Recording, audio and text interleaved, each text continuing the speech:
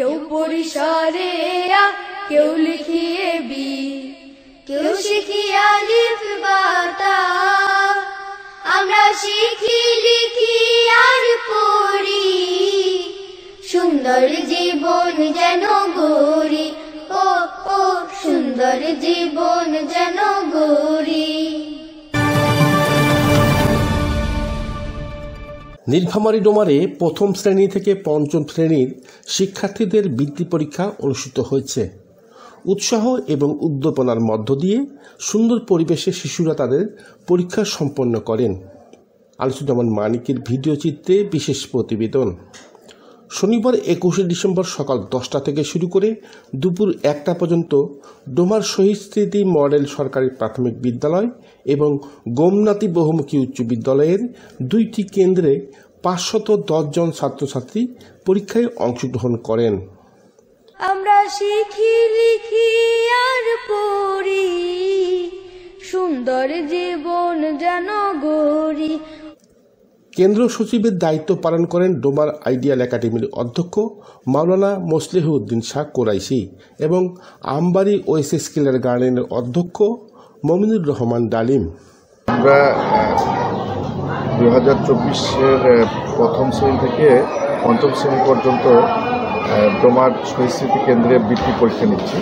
এই বৃত্তি পরীক্ষার কেন্দ্র সচিব হিসেবে আমি যতটুকু মনে করি যে বাচ্চারা উৎসাহ উদ্দীপনার মাধ্যমে আজকে পরীক্ষা দিচ্ছে এবং খুবই আমরা আশা করছি যে তাদের এই বৃত্তি পরীক্ষার মাধ্যমে তাদের মেধা বৃদ্ধি হবে এবং এটা ভবিষ্যতে তাদের জন্য অবশ্যই কাজে লাগবে। উক্ত পরীক্ষায় ideal academy, life line public school, OSS killer garden, unique Aziz school, Gomnati model academy, Al Hera শিশু একাডেমি সহ উপজেলার 9টি বিদ্যালয়ের শিক্ষার্থী অংশগ্রহণ করেন।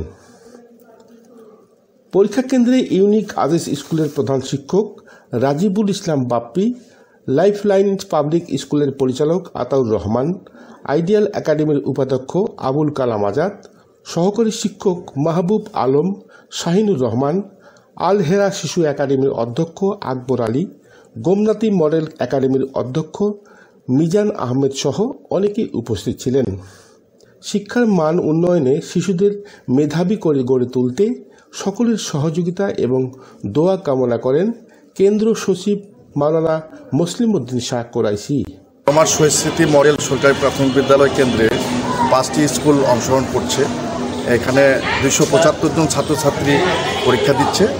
আর গোমনাতি বহুমুখী উচ্চ বিদ্যালয় কেন্দ্রে সেখানে 235 জন ছাত্রছাত্রী পরীক্ষা দিচ্ছে। সমোট আমরা 530 জন ছাত্রছাত্রী এই পরীক্ষা অংশগ্রহণ করছে এবং সেখানেও উৎসাহ উদ্দীপনার সহিত পরীক্ষা দিচ্ছে তারা। আমরা আশা করছি যে তাদের ফলাফল অত্যন্ত ভালো হবে এবং খুবই আশাবাঞ্জক হবে। সকলের সহযোগিতা আমরা কামনা করছি এবং সকলের দোয়া কামনা করছি। আনিসুজ্জামান মানিক, সার্কি নিউজ।